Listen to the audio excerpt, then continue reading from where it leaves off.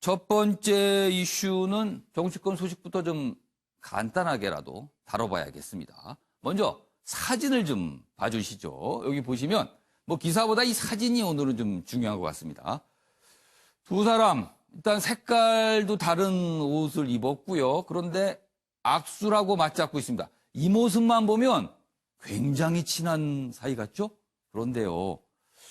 그런 것 같지 않아요. 여기 보시면 노동절, 어제입니다. 노동절 마라톤 대회에서 손잡은 이해찬, 황교안.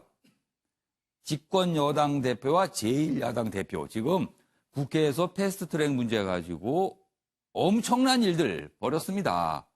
그리고 서로에 대한 독설이 말도 못했거든요. 그런데 어제 노동절 마라톤 대회에서는 이렇게 맞잡고 뭔가 얘기도 하는 모습까지 포착이 됐거든요. 여기 밑에 설명이 좀 있는데 제가 좀 자세히 읽어드리겠습니다. 이해찬 민주당 대표와 황교안 한국당 대표가 1일 여의도 공원에서 열린 한국노총 노동절 마라톤 대회에서 만나서 이렇게 나란히 앉아있고 악수도 하고 얘기도 하고 그리고 마라톤도 살짝 같이 했습니다. 그럼 어제 모습 저희가 영상으로 직접 확인해 보겠습니다. 보시죠. 이건 국회가 아닙니다. 이 사람들을 절대로 용납할 수가 없습니다. 도둑놈들한테 이 국회를 맡길 수가 있겠습니까? 이번 사태의 책임은 전적으로 집권 여당인 민주당과 이에 부하 내동하고 있는 야당들의 있음을 분명하게 말씀을 드립니다. 이것을 의회 구태타가 아니면 뭐라고 설명할 수 있겠습니까? 앞에 너무 붙지 마세요.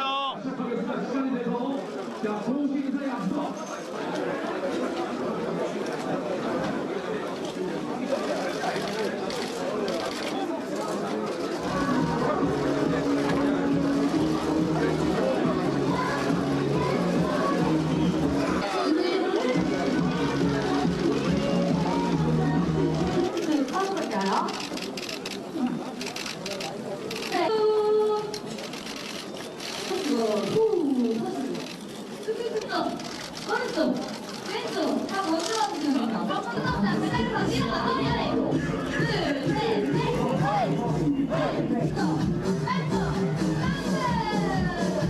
지금까지 LG 트윈스 치어리더 팀이었습니다. 감사합니다. 자, 몸풀기 도와준 우리 프로야구 LG 트윈스 치어리더 팀. 네, 뭐 여러 가지 영상 보셨는데요. 앞선 두 영상은 최근에 아주 날이 선 모습들, 그리고 그 뒷부분 영상은 어제 마라톤 대회 출발하기에 앞서서 약간 화기애애한 분위기, 뭐 몸도 푸는 모습까지 보셨습니다.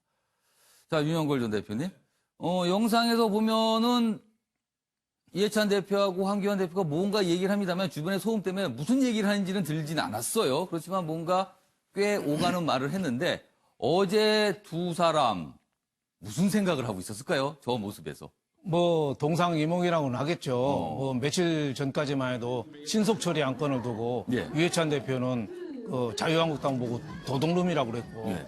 또 황교안 대표는 예. 의회 쿠데타 예. 독재라고까지 얘기했으니까 어제 뭐 간단한 인사말 정도 나눴을 것 같은데 예. 두 분이 그 워낙 물과 기름하고 경력도 달라요. 그렇죠. 이해찬 대표는 운동권 출신으로 해서 뭐 의회 경력이나 이런 게 많고 총리까지 했고 예. 또 황교안 대표는 공안검사 출신으로 예. 법무부 장관 총리까지 했는데 공통점은 총리를 했다는 점은 공통점이 공통점이에요. 하나 있어요. 총리를 했다는 거. 그래서 두 분이 조금 개인적으로 좀 봐도 좀 딱딱하거든요. 그래서 어제 같은 경우 저렇게 손잡은 그 모양이 참 좋았는데 예. 더 좀 자꾸 좀 농담도 했으면 좋았을 것 같아요. 이 여유와 위트. 그러니까 이해찬 대표는 이런 얘기 했으면 좋았을 것 같아요. 예. 오늘 이게 노동절 마라톤 대회 왔는데 예. 황 대표 저 정치는 단거리가 100m 달리기가 아니라 마라톤이야. 처음부터 너무 힘 빼지 마. 뭐 이런 농담 좀 한번 했으면 좋겠고. 황교안 대표는 예. 이해찬 대표한테 마라톤 대회 와 보니까 신속처리 안건이죠. 패스트트랙인데 예. 패스트트랙이 함부로 가는 게 아닙니다. 마라톤 트랙으로 좀 바꿔오십시오. 예. 좀 이런 식으로 좀 여유와 좀 유머도 좀 하면서 서로 좀 대화를 했으면 좋겠다. 예. 사실 민주주의의 지금 위기거든요. 예. 예, 민주주의를 지키는 거는 국민이 아니라 정당이거든요. 예. 정당이 그걸 다 좀 흡수해서 예. 앞으로 좀 대화의 채널을 좀 가동이 좀 되게끔 하는 게 어떻게 보면 두 대표의 가장 큰 숙명이 아닌가 싶습니다. 막스 베버가 얘기했잖아요. 책임윤리하고 신념윤리. 예. 신념윤리는 자기가 옳다는 걸 하는 거고 책임윤리는 예. 결과까지 생각하는 게 책임윤리잖아요. 예. 두 분이 책임을 갖고 화해하고 대화를 많이 해야 된다고 봅니다. 지금 방금 말씀하신 대로 이제 마라톤을 주제로 저런 얘기를 했던 것 같지는 않아요. 그러니까 대화가 굉장히 짧기 때문에 뭐 그냥 안부 정도 묻고 뭐 건강 어떠시냐 아마 이런 것 같은 느낌인데 아무튼 당 대표들은 좀 자주 만나서 서로의 속내도 얘기하고 이해도 하고 이런 자리가 있었으면 하는데 그나마 어제 이런 모습을 보면서 꽤 언론들이 많이 오늘 다루고 있습니다. 자, 아무튼 어제 상황은 이렇고요. 자유한국당 얘기를 지금부터 좀 해봐야겠습니다. 광화문에 천막 뭘 치고 뭐 농성을 하겠다 이런 얘기가 있었는데 그 얘기는 좀 잠잠해진 것 같아요. 대신 다른 활동들이 눈에 띄는 것 같습니다. 일단 기사부터 보시죠. 동아일보입니다. 광화문 천막 농성 투쟁 접은 한국당이다. 이렇게 있습니다. 이유가 있겠죠? 그렇다면 원래는 이런 얘기가 좀 있었는데요. 일부 진보단체와 물리적 충돌을 우려했다. 그렇죠. 광화문에서 혹시라도 저렇게 천막을 치고 뭐 농성이나 집회를 할 경우에 또 다른 단체들이 와서 또 여러 가지 모습이 있을 수 있어요. 그래서 혹시라도 우려가 있다. 그 얘기고요. 박원순 서울시장이 또 이런 얘기를 합니다. 어제 입장 표명이 나왔어요.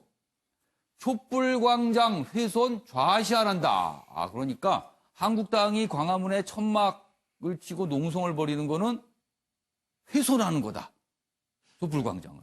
이런 평가였어요. 그래서 결단코 허가하지 않겠다. 이런 입장을 밝혔습니다. 서울시 천막 설치 불허 방침을 밝혔습니다.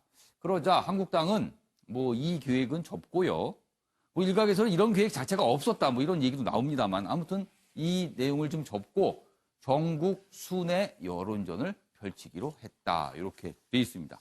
기사 내용 중에서 이제 박원순 서울시장이 밝힌 입장이 조금 자세히 소개되어 있는데요. 보겠습니다. 광화문 광장 사용 허가권을 가진 서울시의 불허와 과태료 부과라는 현실적인 여건도 주요 고려 대상이었다. 그러니까 광화문에 천막을 치지 않기로 한 이유를 좀 설명하고 있는 거예요. 박원순 서울시장은 어제입니다. 본인의 SNS상에 글을 올렸는데 한국당의 천막 당사는 불법이며 민주주의를 위해 피 흘리고 촛불을 밝혔던 광장을 짓밟는 것을 좌시하지 않겠다. 이렇게 강하게 반발하면서 절대 허가하지 않는다. 이런 입장을 밝혔습니다. 자, 관련 기사 하나 더 있는데요. 보시죠. 한국일보입니다. 한국당 오늘 삭발식 오전 11시에 예정돼 있습니다. 국회에서. 천막 당사 제동의 장애투쟁 수위 조절하고 있다. 이 내용입니다. 오늘 김태훈 의원 등 10여 명이 국회에서 패스트트랙 항의로 집단 삭발을 할 예정입니다. 오전에. 기자들이 기다리고 있습니다. 지금. 서울시 광화문 광장 천막 당사 불허하기로 했고요. 지도부는 강성투쟁 부담에 유보한 듯하다. 이렇게 한국일보는 분석을 하고 있습니다. 그래서 대신 전국 순회 투어 등 여론전에 총력을 기울일 예정이다. 이렇게 전하고 있습니다. 자, 그럼 여기서요. 이 내용과 관련해서 여야 또 여러 가지 얘기를 하고 있습니다. 그 내용 보시죠. 국회는 대화와 타협 속에 합의를 이뤄내는 인의의 장입니다. 자신에게 불리하다고 해서 논의조차 거부해서는 안 될 것입니다. 산불 피해를 예방하기 위한 추경이 포함되어 있기 때문에 야당과도 적극적으로 논의해서 빠른 시일 내에 통과될 수 있도록 민생을 말할 자격이 없습니다.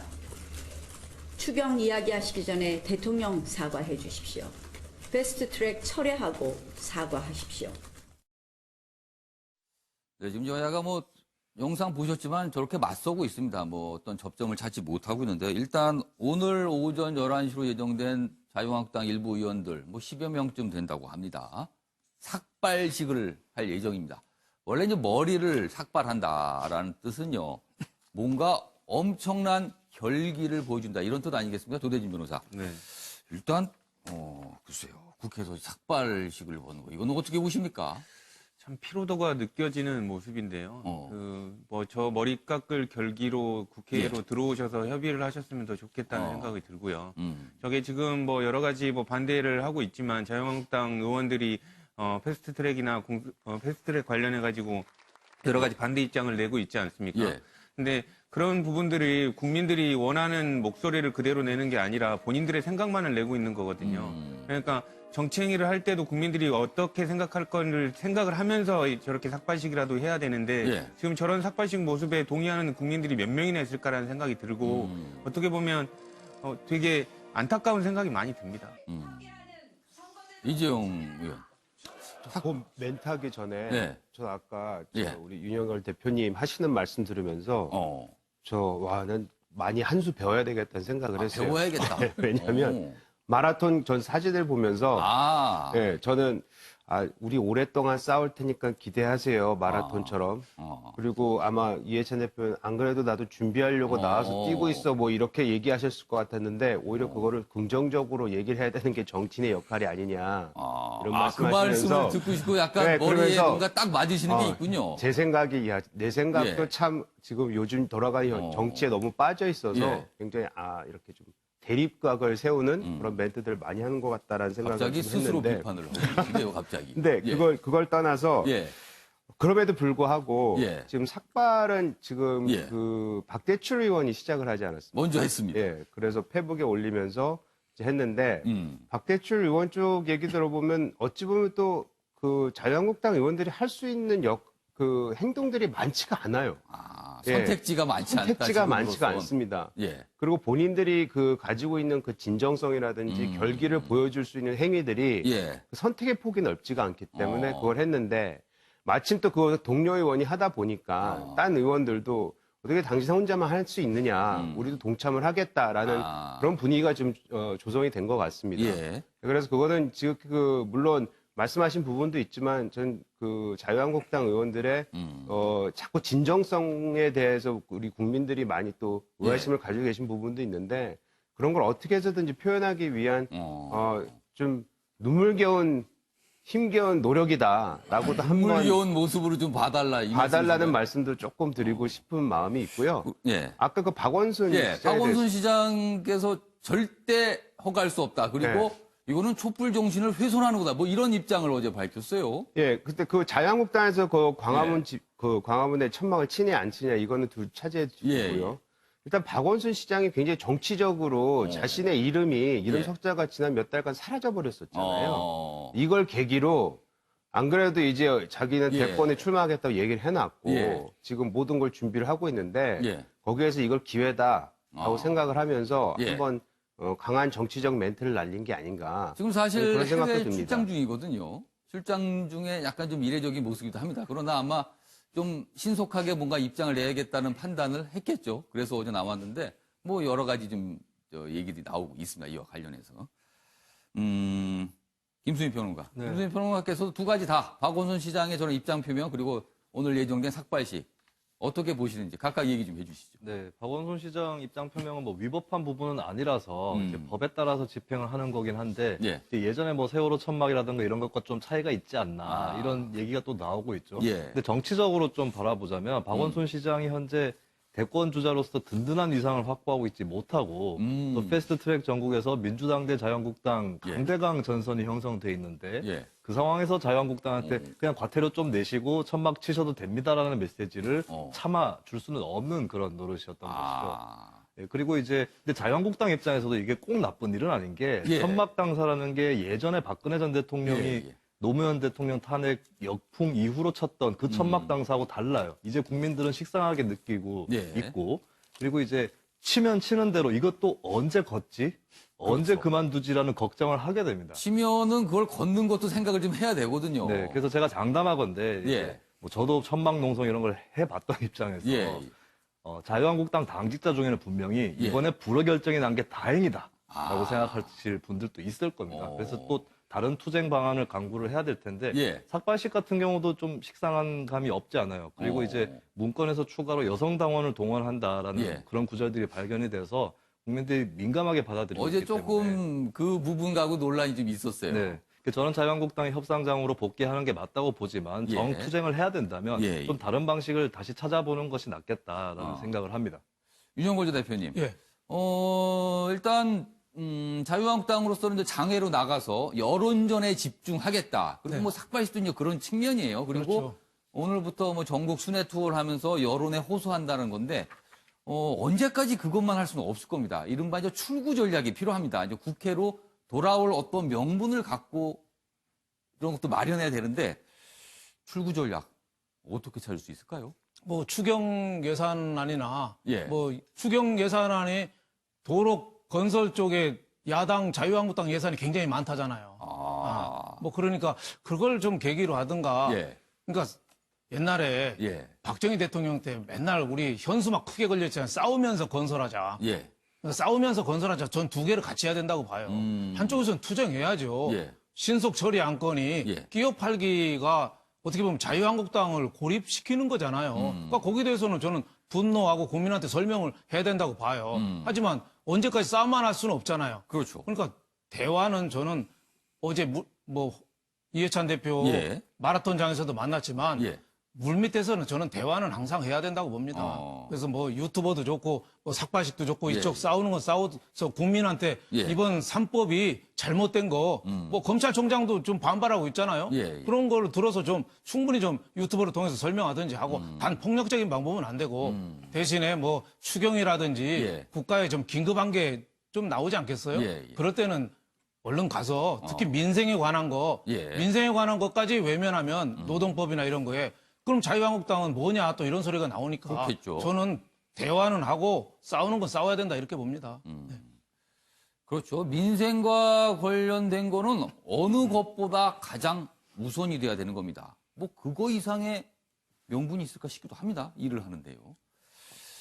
자, 이런 상황에서 참 저희도 많이 다뤘지만요. 지금 청와대 국민청원 게시판 오전 한 7시 정도 제가 들어오기 전에 살펴보니까요. 한국당을 해산해달라는 동의 숫자는 164만.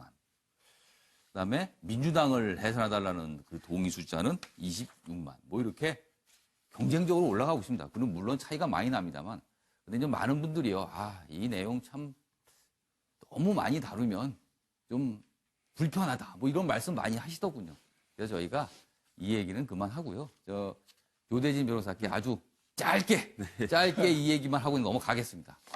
이 국민청원 게시판 계속 숫자가 올라가는데 좀 주춤한 모습입니다. 이제 많이 올라온 것 같아요. 그렇지만 둘 다 이미 20만이 넘어갔거든요. 그렇다면 청와대가 답변을 해야 되는 상황이 됐습니다. 둘 다에 대해. 네, 그렇죠. 청와대가 이제 어떻게든 답변을 할 것으로 보이고요. 예. 이제 이 두 사건을 각각 응답을 할 건지 아니면 따로따로 응답을 할 건지에 관련돼서 그것도 고민해봐야겠네요. 네, 아마도 이제 같이 총괄적으로 같이 답을 할 것 같은데 지금 뭐 그 정당 해산에 관련된 부분들이 어떻게 보면 양쪽 진영의 감정적인 대립으로 지금 격화되는 부분들이 되게 많거든요. 그렇기 때문에 그런 부분들을 좀 자제해달라는 취지로 나오지 않을까 싶습니다. 그러니까 내용보다는 이런 거는 좀 자제해줬으면 좋겠습니다. 정치적인 문제입니다. 이런 식의 답변을 하지 않을까. 사실상 자유한국당이나 그 민주당 관련돼서도 지금 양쪽의 주장이 달리 있지만 자유민주적 질서에 위해가 되는 경우에 있어서만 정당 해산이 되는 거기 그렇죠. 때문에 이런 부분에 해당되지는 않을 거라고 지금 판단이 됩니다. 알겠습니다. 지금 뭐 조대진 변호사가 이제 법조인이시니까 법조인 시각으로 보면은 이게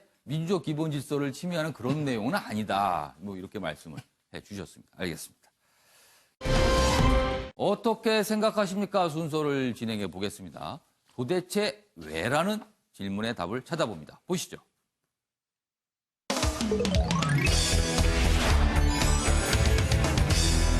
오늘 어떻게 생각하십니까? 주제는요. 청와대에 반기든 검찰총장. 지금 모습이 이렇게 비춰지고 있습니다. 두 가지 기사 저희가 준비했는데요. 네 분 패널께서는 의견을 적어서 앞에 걸어주시기 바랍니다.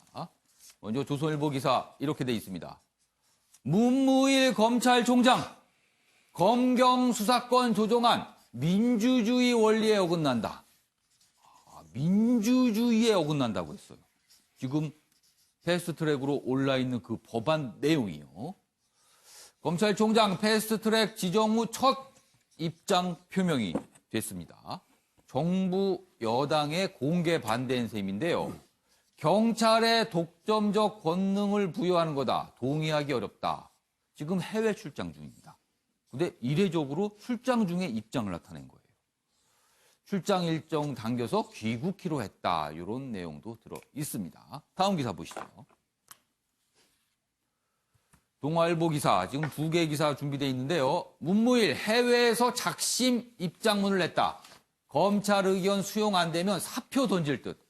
사표 얘기도 있나 봅니다, 지금요. 패스트트랙 지정의 거취고심이다. 여기 보시면 내용이 좀 이렇습니다. 특정 기관의 통제 안 받는 권능 부여다. 특정 기관이란 곧 경찰을 말하겠죠, 지금. 왜냐하면 수사권과 관련해서 검찰, 경찰이 갖고 있는 수사권을 조정하는 게 그 법안의 내용이거든요. 전체적으로 간단히 말씀드리면요. 지금까지는 수사권은 사실상 검찰이 독점을 하고 있거든요. 그런데 그 수사권을 경찰에게 일부를 주게 되는 겁니다. 그렇다면 권한이 좀 분산이 되는데 검찰 쪽에서는 그게 문제가 있다라고 지금 이 제기를 하고 있는 거예요. 보시면 경찰 권한 확대 법안 등 정명 비판, 9일 귀국 후에 추가 입장 내놓을 듯하다. 뭐 그러면서 여기 기사 중에는 좀 여기는 소개가 안 돼 있지만요. 그동안 검찰 내부에서 총장직 던져서라도 막아야 되는 거 아니냐. 뭐 이런 요구들이 있었다고 합니다. 내용 보시면 그렇다면 이런 입장에 대한 청와대와 정치권의 반응이 있겠죠. 여기 소개돼 있습니다. 청 반응 자제 속에 검찰 내부 기류 파악에 나섰다. 과거 정부 때처럼 전면전 비화할 때는 부담이다. 그러니까 정권과 검찰이 싸우는 모습, 이거는 굉장히 부담스럽다. 뭐 이런 말이에요. 여당에서는 검찰 수장의 검사들 달래기다. 한국당에서는 경찰 비대화 등 검찰 우려에 공감한다. 바른미래당, 평화당은 검찰, 이런 입장을 나타낸 검찰을 비판하고 있습니다. 자, 그럼 여기서요. 문무일 검찰총장이 과거 이 내용과 관련해서 뭐 간단하게 한 발언들이 있거든요. 그 영상 준비했습니다. 보시죠. 저희하고 논의를 하지 않았습니다. 동의 못하는 부분이 훨씬 많을 거라고 생각합니다. 네, 지난해 11월 저렇게 간단하게 얘기했지만요. 지금 들어보니까 이 연장선 바로 연결되고 있습니다. 지금 저는 입장과. 그때나 지금이나 검찰 쪽 입장은 달라지지는 않은 거네요. 자, 그럼 이 문제를 어떻게 봐야 할지 윤영걸 전 대표님 네. 어떻게 생각하십니까? 지금 KTX가 출발했거든요. 예. 신속 처리 안건이 KTX에 열차 3개 달고 출발했어요. 예. 선거법 개정하고 공수처법하고 검경 수사권 조정. 예. 근데 지금 문무일 검찰총장이 저는 얘기는 상당히 일리는 있다고 보는데 예. 지금 무궁화호타고 쫓아가는 거예요. 그러면 어떻게 되는 겁니까? 따라잡지를 못한다? 전화해서 저기 광명역에 나서 수원역에 서라고는 할 수는 있죠. 근데 좀 늦었지 않아요? 문무일 총장 저는 일리가 있다고 봐요. 예. 검경 수사권 조정하는데 예. 검찰은 완전히 소외시키고 법무부 장관이 직접 행자부하고 청와대하고 얘기해서 완전히 소외됐다고 하는데 그럼 진작에 좀 얘기 좀 했어야 되는 거 아니에요? 근데 이제 와서 신속 처리하고 국회 혹시 뭐 안 될 것도 감안했던가 봐요. 예. 그래서 늘 기다리다가 그것도 해외 가서 저렇게 해외 가서 발표하는 식으로 하는 건 좀 너무 늦지 않았나요? 그래서 좀 빨리 했어야 된다고 봐요. 그리고 저는 지금이라도 지금 정권이 청와대에서 패스트트랙에서 정부 내 지금 조율도 안 된 거잖아요. 특히 검찰이 반발하는 게 인사권도 청와대가 갖고 있는데 이제 수사권도 대통령령으로 이제 지정해서 국무회의에서 똥땅하면은 검찰 수사권 범위도 정해진다는 거 아니에요. 그러니까 우리가 할 게 뭐냐? 경찰이 다 하고 뭐 공수처라는 것도 결국은 따지고 보면은 검찰, 경찰 수사하는 거잖아요. 지금 국회의원하고 저 청와대 친인척 다 빠지고. 근데 경찰은 해왔으니까 그럼 공수처도 검찰을 대상으로 하는 거네? 이런 그 불신이나 불안감이 있는데 그럼 문무일 총장이 저는 빨리 얘기했었다고 봐요. 좀 늦었어요. 하지만은 지금이라도 빨리 전화해서 수원역이나 저 광명역에 빨리 KTX 세우고 저 무궁화호로 좀 바꿔 타라고 좀 얘기 좀 해야 될 것 같다는 생각이 들고 그렇게 하려면은 말만 하지 말고 사표 내야 된다고 봅니다. 그래서 강력한 의사를 표시해야죠. 아, 그래서 사표 얘기가 지금 나오는 그렇죠. 물론 임기 3개월밖에 안 남았긴 했지만 사표 낼 정도로 이게 불합리하다면 민주주의에 위배된다고 했잖아요. 검찰 현직 경찰청장이. 그렇으면 저는 당연히 사표 내서 거기에 대한 그 불만, 잘못된 거에 대한 항의를 해야 된다고 봅니다. 지금 검찰 쪽에서 주장한 바를 제가 간단히 요약을 해드리면요. 지금 패스트트랙으로 요 수사권 조정 관련해서는 2가지 법안이 올라가 있는데요. 그게 관철이 될 경우는 이렇게 됩니다. 경찰이 1차 수사권을 갖게 됩니다. 그리고 경찰 판단으로 수사를 종결할 수도 있습니다. 지금까지 수사 종결은요, 검찰에서 입장이 정해져야지만 할 수 있는 건데, 경찰이 이제 그걸 할 수 있게 되는 겁니다. 1차 수사와 수사 종결까지. 그리고 검찰 쪽에서 또 이의 제기를 하는 부분은요, 경찰은 정보도 수집을 하고 있다. 그런데 1차 수사권과 정보 수집이 결합이 되면 이거는 걷잡을 수 없다. 이렇게 주장을 하고 있어요, 지금. 이게 검찰 쪽 입장입니다. 근데 경찰 쪽은 지금 이 검경 수사권 조정에 대해서 환영하는 입장이죠. 이게 맞서고 있는 건데, 조대진 변호사. 네. 자, 지금 상황 어떻게 생각하십니까? 저는 몹시 부적절한 발언이었다고 생각을 하고요. 아까 윤용걸 대표님께서 조금 일찍 하려면 말을 예. 하는 게 더 낫지 않았냐 얘기를 했는데 저는 일찍 했어도 부적절한 발언이었다고 생각을 합니다.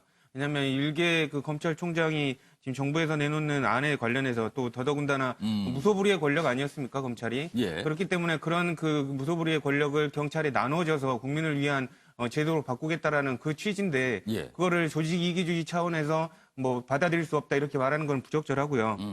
지금 관련해서 수사권 조정되는 부분을 예. 본인들이 이때까지 정치 검찰이었기 때문에 못해서 이렇게 조정이 된다라는 반성 얘기로 삼아야지 이런 부분이 우리 권한이 축소되고 경찰의 권한이 커지기 때문에 이게 불균형하다 이런 식으로 반박하는 것은 아주 본인들의 조직만 생각하는 그 조직이기주의라고 생각이 됩니다. 그렇다면 지금 반성할 때지 어떻게 이렇게 이의 제기를 할 수 있는가 이 말씀이시네요. 네, 그렇습니다. 알겠습니다. 이재용 전 의원께서는 어떻게 생각하십니까? 저는 예. 저도 좀 비슷한데요. 예. 저는 이제 배가 이미 떠났다고 생각하거든요. 아까 말씀하고 좀 비슷한 내용인데 예. 나름 내용을 들어보면 할 말을 한 거는 맞아요. 맞는데 예. 도대체 지금까지 뭘 했냐 그러면 이 부분에 대해서 검찰에 대해서 특히 문무일총장에 대해서 지적을 안 할 수가 없는데요. 근데 그 부분은 비단 지금 나왔던 요 안에 대한 그 커멘트 외에 지금 이 정부가 출범한 이후에 검찰이 보여왔던 예. 그 2년간의 모습. 저는 사실 그 검찰이 요 부분에 있으면 조대진 커멘트하고 좀 비슷한 얘기를 예. 하고 싶은데 정치 검찰 맞습니다. 그 정치적인 행위를 매우 충실하게 지금 해왔거든요. 지난 2, 3년간. 예. 그게 다 그럼에도 불구하고 이 정부로부터 자기네가 받고 싶은 걸 받아내지 못한 거 아니에요. 그렇기 때문에 그것 때문에라도 그랬는지 뭔진 모르겠으나 어찌됐든 간에 검찰이 지금 자기네 구덩이를 자기네 스스로 판 거나 마찬가지라고 생각을 하지만 예. 어찌됐든 간에 이 건에 대해서만큼이라도 예. 검찰이 만약 자신들이 이것이 진짜 저는 이 부분이 좀 민주적인 훼손이 분명히 있다고 생각을 하거든요. 예. 그리고 검찰이 주장하는 아까 조직 논리라고 얘기했지만 사실 그게 조직 논리가 아니고 구조에 있어서 꼭 필요한 부분이 있기 때문에 지금 만들어져 있는 제도인데 그걸 무작정 바꿔야 된다는 것도 좀 잘못됐다고 생각을 합니다. 근데 그거에 대해서는 진짜 함구하고 있다가 예. 아니면 멘트가 나와도 아무도 들을 수 없을 만큼 모기가 낼 수 있는 소리 정도만 내고 있다가 지금에 와서야 저렇게 한다는 것은 저는 좀 무책임한 부분이 없지 않아 있다. 오히려 그 조직한테 더 욕을 얻어먹는 행사가 아닌지 저는 그런 생각이 좀 듭니다. 그러니까 지금 윤용걸 전 대표님이나 이재용 전 의원은 왜 이제서야 지금 저런 소리를 내는가? 저렇게 뭐 의견을 낼 수 있는 그 내용 자체는 뭐 알겠지만 왜 이제서야 저렇게 얘기를 하는 거냐? 뭐 이걸 지적을 하신 거네요. 알겠습니다. 자, 김수민 평론가는 어떻게 생각하십니까? 네. 일단 문무일 검찰총장이 옳고 그름을 떠나서 국회의원이나 정당도 하지 못한 큰일을 하셨습니다. 그거를 좀 말씀드리고 싶은데 어떤 일입니까? 이번 패스트트랙을 보면서 의아함을 느낀 국민들이 몇 계셨을 것 같아요. 뭐냐면 공수처, 선거제, 검경 수사권 조정 이렇게 3개가 올라와 있는데 유독 선거제랑 공수처에 대해서만 여야 논쟁이 뜨거웠습니다. 그렇죠. 거기에 집중됐죠, 사실은. 그래서 검경 수사권 조정에 대해서는 말이 그렇게 많지 않은 편이었었는데 사실 공수처하고 검경 수사권 조정 2개만 비교를 해봐도 공수처는 작은 별채 하나를 만드는 수준이라면 검경 수사권 조정은 재건축 수준 이라고 볼 수가 있거든요. 훨씬 더 범위가 넓은 거네요. 그렇죠. 범위가 넓고 구조적입니다. 그렇다면 당연히 검경 수사권 조정에 대한 논쟁이 공수처보다 더 뜨거워야 되는데 정치권에서 이상하게 뭐 그것이 어차피 안 될 거라고 생각을 한 것인지 아니면은 막아서기가 불편했던 것인지 여러 가지 이유가 있을 수 있겠지만 이상하게도 정치적 쟁점으로 후순위에 밀려 있었던 건데 그거를 문무일 검찰총장이 건드려 버렸어요. 그래서 이 순간부터 검경 수사권 조정이 공수처에 비해서 뒤로 밀려날 일은 없어질 것 같다. 최소한 같은 수준까지는 올라와 버린 거네요, 지금. 그렇습니다. 이름으로써. 그리고 이제 그에 맞춰서 또 조응천 의원이라든지 몇몇 국회의원들도 언급을 하고 있고 그리고 그렇습니다. 이제 이거를 추진하는 입장에서도 좀 새겨들 만한 얘기가 없진 않아요. 왜냐하면 문무일 검찰총장 지적한 것 중에서 정보경찰 문제가 있습니다. 그렇습니다. 이거는 민주주의 관점에서도 우려할 만한 부분이기 때문에 어쨌든 이제 검찰총장이 대통령 임명을 통해서 일을 하는 사람으로서 이 행동이 과연 적절한지 이거는 논쟁의 대상이 될 수 있겠지만 어쨌든 여기서 제기된 쟁점 이것은 정치권과 국민들이 피할 수 없게 되었다. 이걸 좀 지적하고 싶습니다. 김수민 평론가, 혹시요, 지금 사실은 국회 몸싸움과 관련해서 고발이 말도 못하게 돼 있습니다. 지금 추가 고발이 이루어진다면 거의 뭐 100명 가까이 갈 수도 있다는 내용인데 자, 그 고발은 검찰로 간 겁니다. 그럼 검찰이 판단을 해서 처벌을 할 수도 기소를 하거나 이렇게 할 수 있는 상황인데 이 상황과 검경 수사권 논의가 앞으로 계속 본격적으로 이루어질 텐데 혹시라도 뭔가 좀 이렇게 맞물리거나 영향을 주거나 이럴 가능성은 없을까요?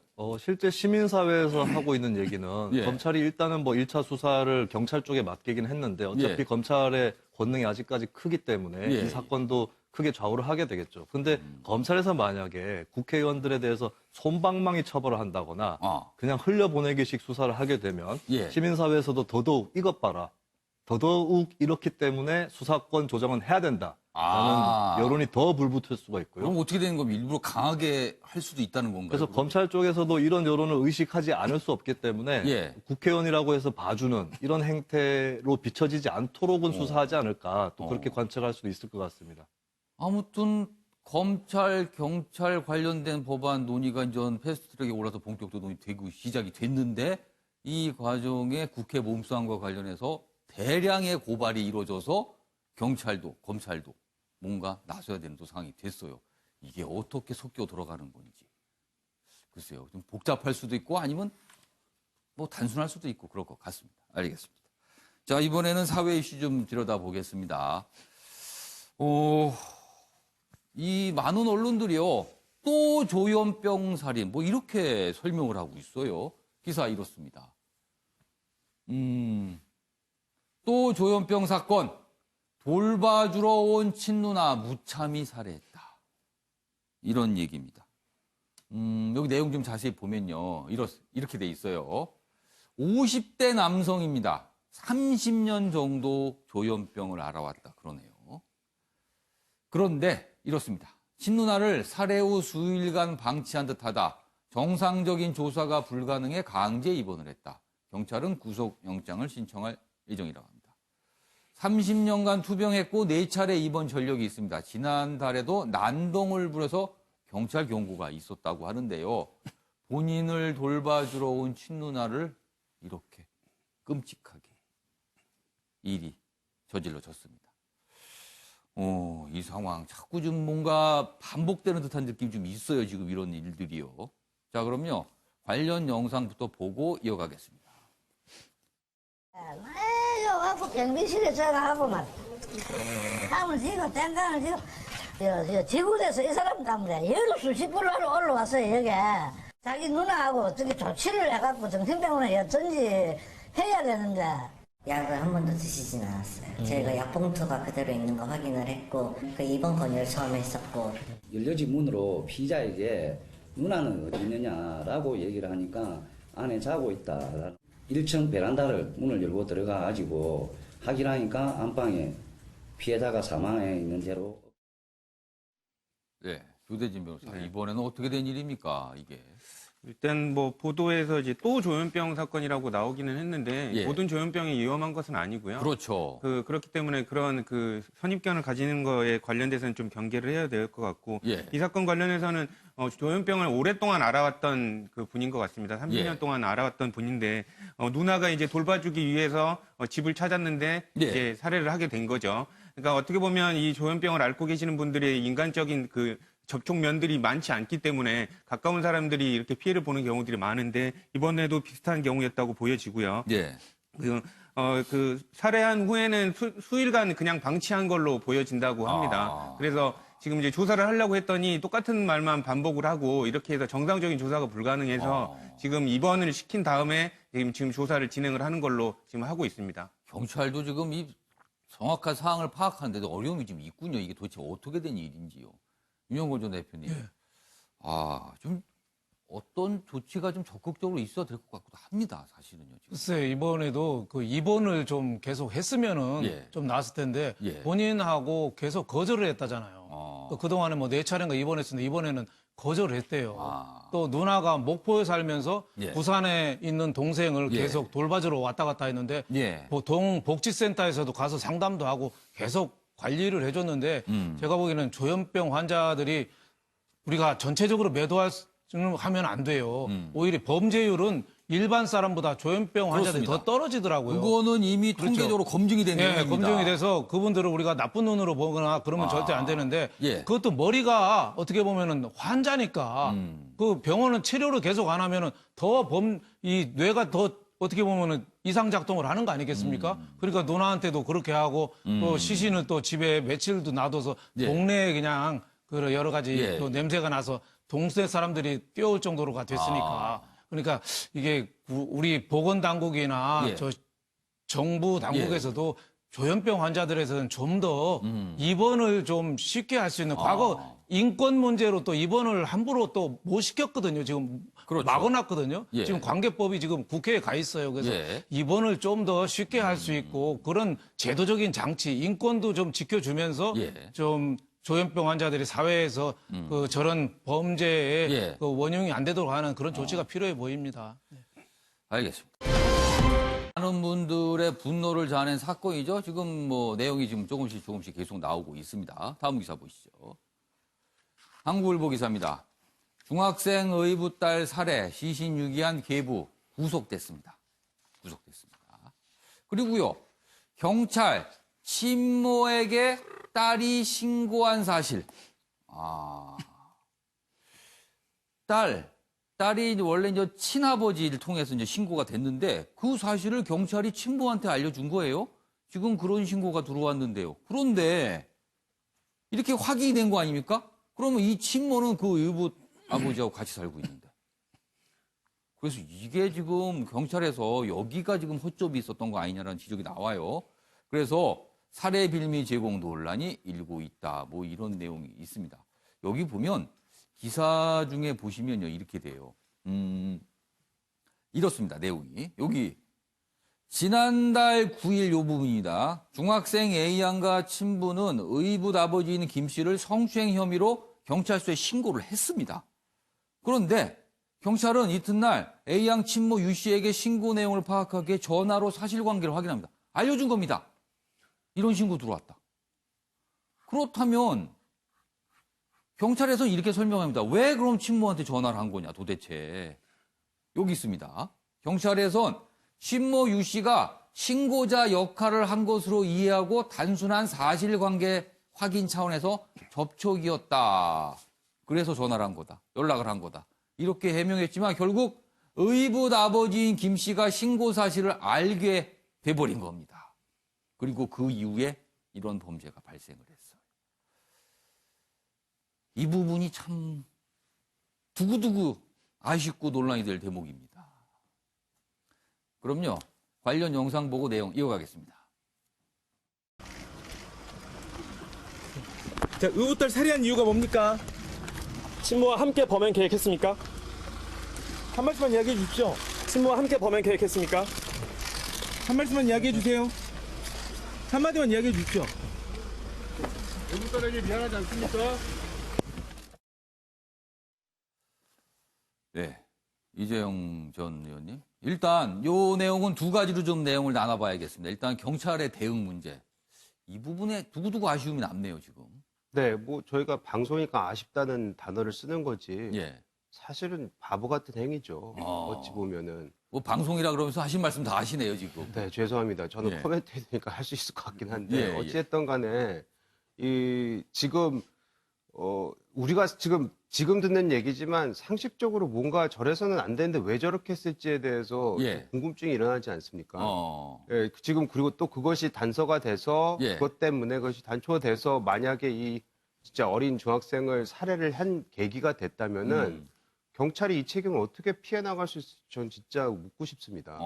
네, 지금 그 정도의 사전에 그리고 이런 사건 사고들을 수없이 다뤄본 경찰들일 텐데 예. 그 안에 이럴 경우에는 어느 정도 이런 접촉을 했을 때 이런 사항들을 다 파악하고 해봐라라는 그런 기본적인 매뉴얼도 없었던 건지 아니면 그 매뉴얼이 있었는데 그거를 경찰들이 제대로 숙지를 안 했기 때문에 진짜 멋모르고 그냥 해버린 건지 저는 이런 부분에 있어서 매우 아쉬운 부분, 아쉽다는 단어를 다시 써서 좀 매우 안타까운 일이 터졌는데요. 예. 경찰 그 수사하는 예. 부분에 있어서도 또 이 제도에 대해서도 좀 많은 검토가 필요하다고 생각을 합니다.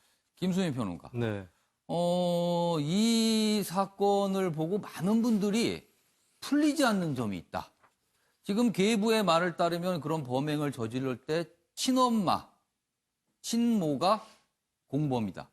도움을 줬다. 뭐 같이 했다. 이런 얘기 나오거든요. 지금 오늘 아침에 속보가 들어오는 것 따르면 그 친모도 뭐 그런 혐의에 대해 인정을 했다는 얘기가 지금 나오고 있어요. 그렇다면 일단 그 전제를 깔고요. 공범이다. 친모가. 자, 상식적으로 이 부분입니다. 여기도 보시면요. 경찰조차도 이렇게 생각했어요. 이 부분입니다.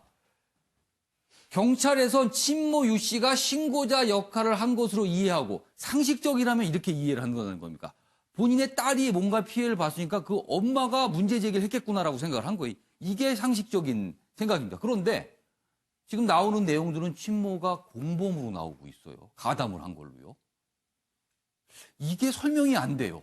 지금. 많은 분들이 왜 그랬을까가 설명이 안 되고 있다고 합니다. 이걸 어떻게 이해해야 됩니까? 근데 설명이 안 될 것은 없다고 보는 게 일단 경찰의 무능도 좀 지적을 하자면 경찰은 거대한 집단이고 역사가 오래되었기 때문에 다양한 수사, 다양한 사례, 다양한 경험이 있는 집단이에요. 일단 저런 비슷한 경우가 있었을 수 있는데 왜 친모라는 이유만으로 같은 편인 것처럼 진단을 했을까? 이걸 짚어야 되는데 친모가 결코 딸하고는 같은 편이 아닐 수도 있다. 예, 그리고 좀 더 근원적인 걸 짚자면 한국 사회에 이제 만연해 있는 가족주의, 혈통주의 문화의 원인을 좀 짚고 싶습니다. 그러니까 의례, 혈통이니까 같은 편이겠지. 그러니까 계부가 괴롭힌 거고 친모는 몰랐겠지. 합세했을 리 없겠지. 친모도 모르고 있다가 이런 일이 벌어졌겠지라고 하는 그런 판단이 마치 상식적인 것처럼 되어 있고 그게 그러면 편견일 수도 있다는 거네요. 그렇죠. 그래서 한국 사회가 좀 개인 단위로 사고하는 개인주의적인 사고 능력이 굉장히 약하기 때문에 그 틈새를 또 경찰이 놓쳐버렸고 그렇게 해서 이제 경찰이 아니라도 사실 많은 사람들이 오해를 하거나 도대체 이해를 할 수가 없다 이런 반응을 내놓을 수는 있는 것이죠. 근데 한번 돌아봐야 될 것은 같은 혈통, 가족 이런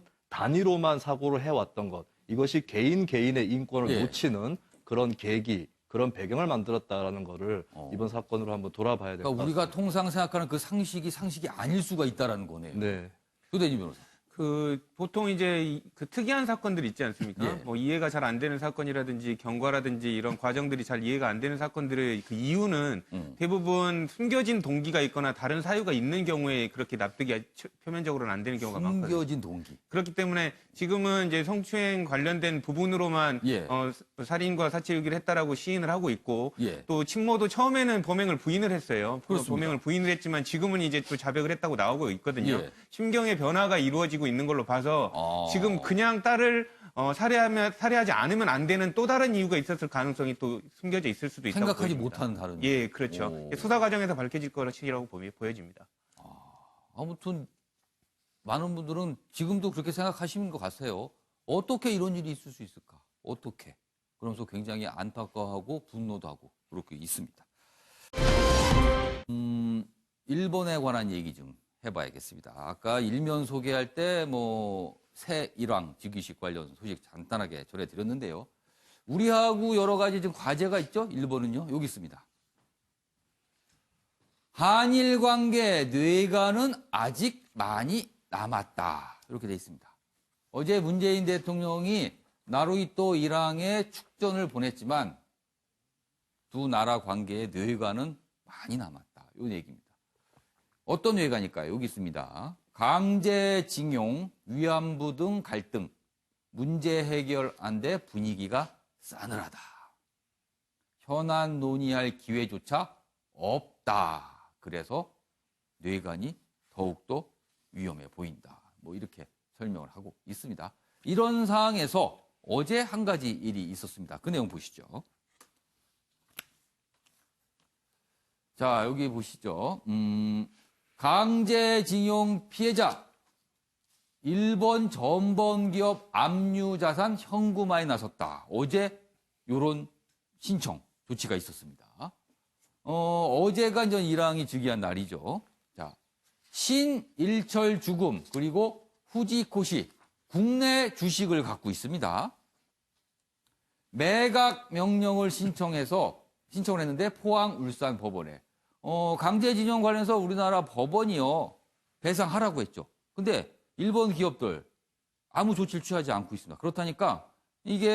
그렇다면 우리 국내에 뭔가 자산을 갖고 있는데 그럼 그 자산을 매각해서 충당하면 되겠다. 이렇게 절차가 가고 있는 겁니다. 그래서 압류자산 현금화에 나섰다. 이 얘기입니다. 여기 보시면 최종 매각까지는 최소 석 달 걸릴 듯하다.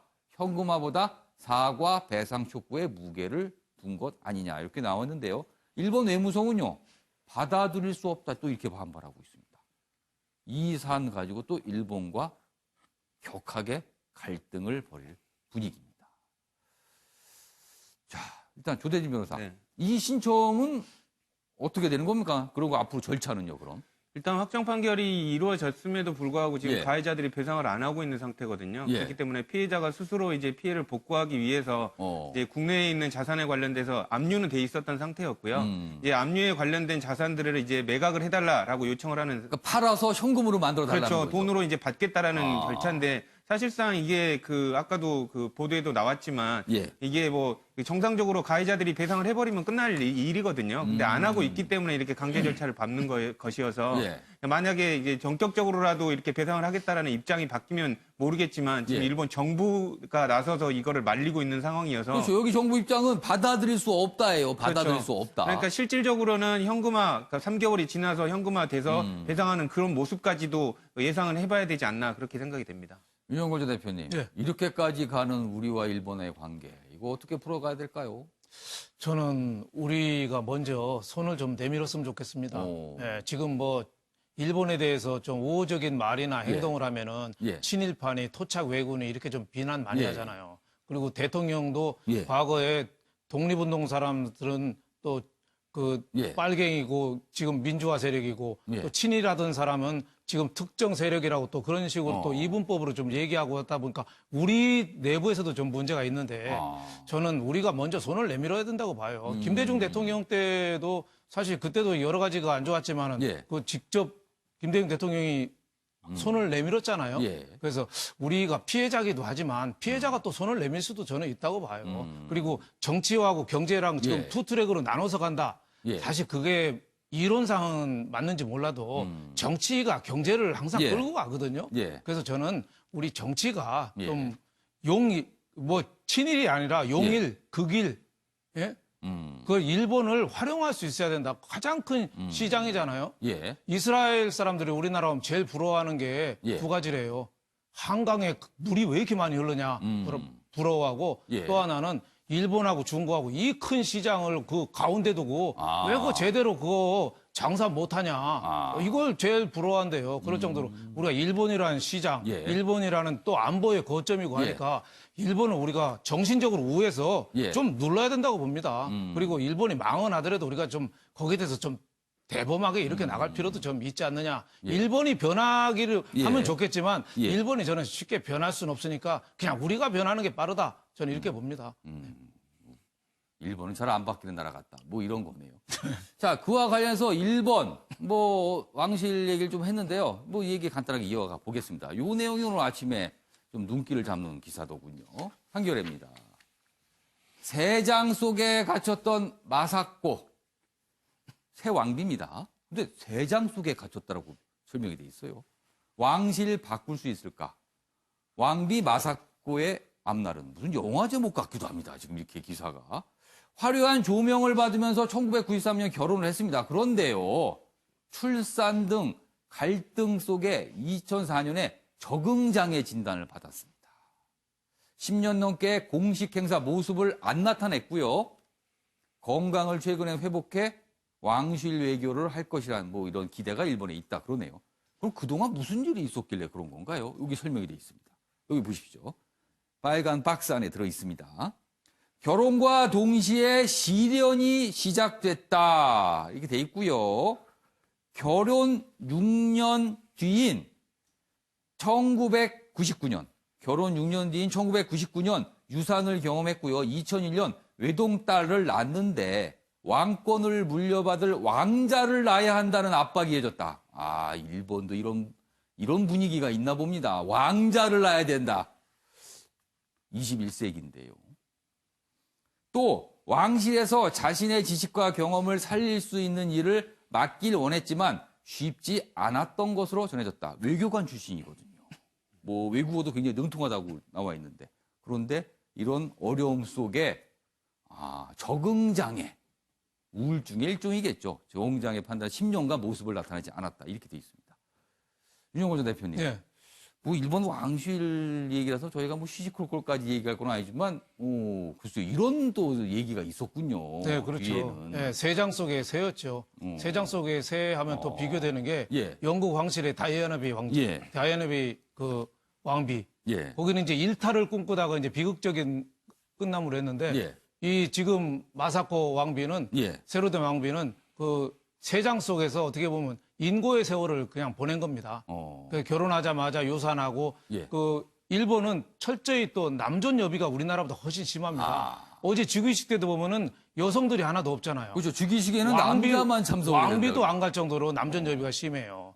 그러니까 일본 사람들은 우리나라 드라마 겨울연가를 그렇게 좋아하는 게 여성에 대해서 잘해준다고 연사마가. 그래서 겨울연가를 그렇게 좋아하거든요. 그래서 그렇게 좋아하는 겁니까? 그렇죠. 일본의 남존 여비가 우리나라보다 훨씬 심해요. 그래서 나리타 이혼이라는 말도 있잖아요. 아들 결혼시키고 나리타 신혼여행 가면 나리타에서 이혼 도장 찍고 헤어진다고. 아들 신혼여행 보고 거기서 도장 찍는 나리타 이혼. 그러니까 평소에는 순종하는데 그만큼 또 응어리가 있는 거죠. 그러니까 그 마사코 왕비는 그 일본의 남존 여비 문화 또 하나는 또 권위적인 황실 문화.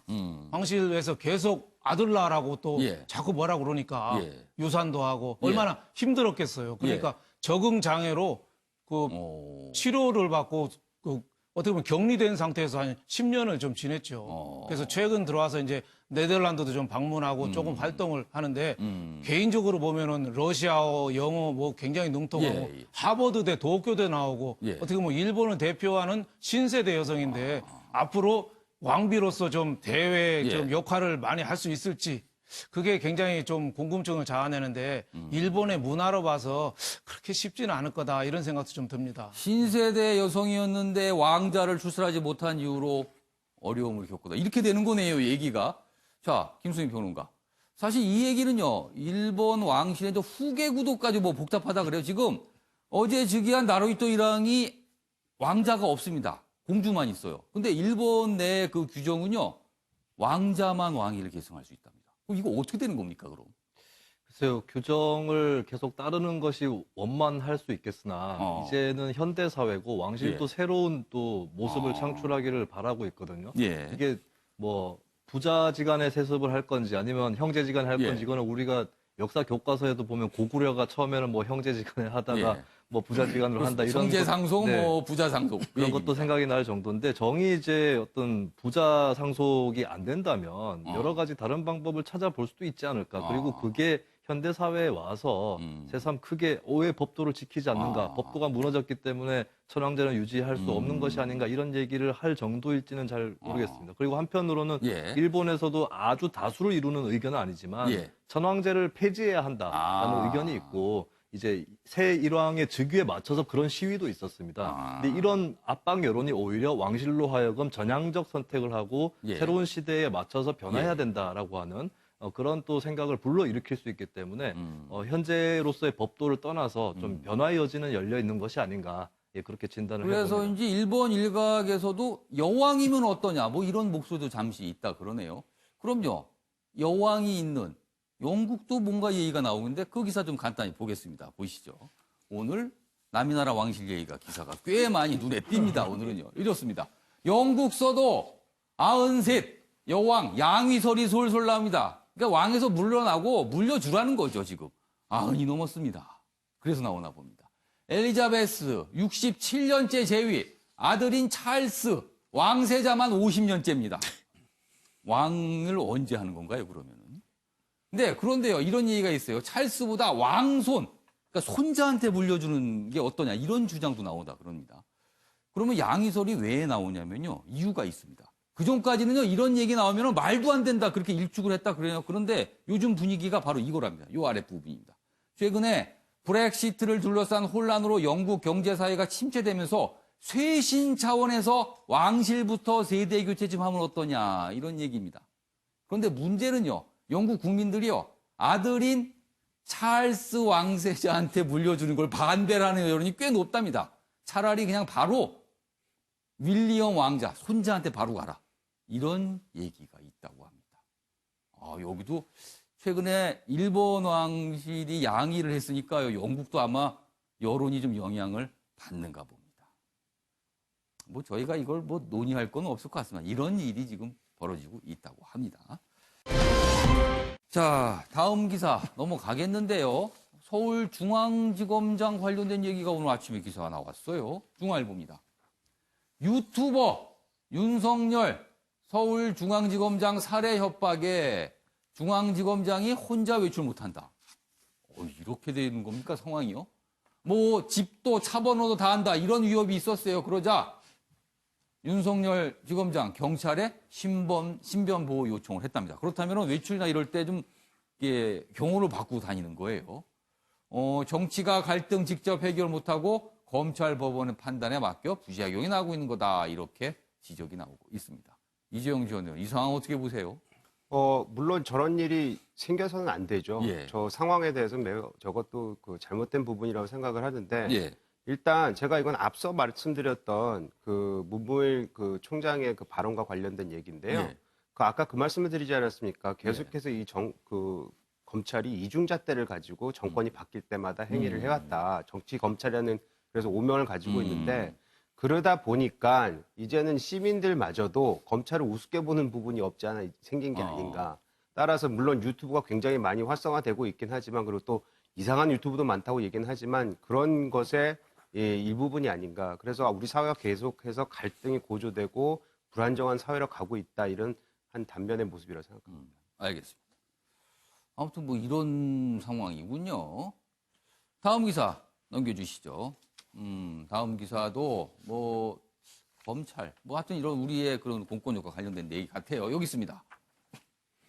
세월호 특조위 수사방해 의혹 황교안 조사, 이렇게 돼 있습니다. 법무장관 시절 외압 여부 규명, 조사 시기 방식은 추운온이다. 한국당 그러자 반발하고 있죠.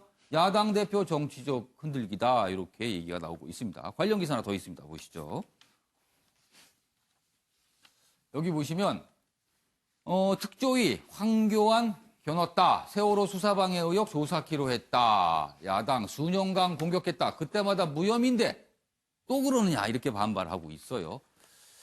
자, 조대지 변호사, 시간이 한 3초 남았는데요. 이 상황 어떻게 이해하고 계십니까? 이게 뭐 일단 야당 대표에서 조사를 하는 게 아니라요. 유가족들이 세월호 유가족들이 예전부터 그 황교안 그 당시 법무부 장관에 대해서 조사를 해야 된다라고 얘기를 하고 있었거든요. 그거에 맞춰서 1월 달에 신청이 된 거에 따라서 별도의 각하 이유가 없기 때문에 조사 절차를 진행하는 걸로 그렇게 결정이 된 걸로 알고 있습니다. 황교안 대표가 이 특조위 조사를 응할지 안 응할지, 그러면 또 어떻게 되는 건지, 이런 것도 참 앞으로 여러 가지 또 얘기가 있습니다. 안 나오면 동행 명령을 할 수가 있습니다. 알겠습니다.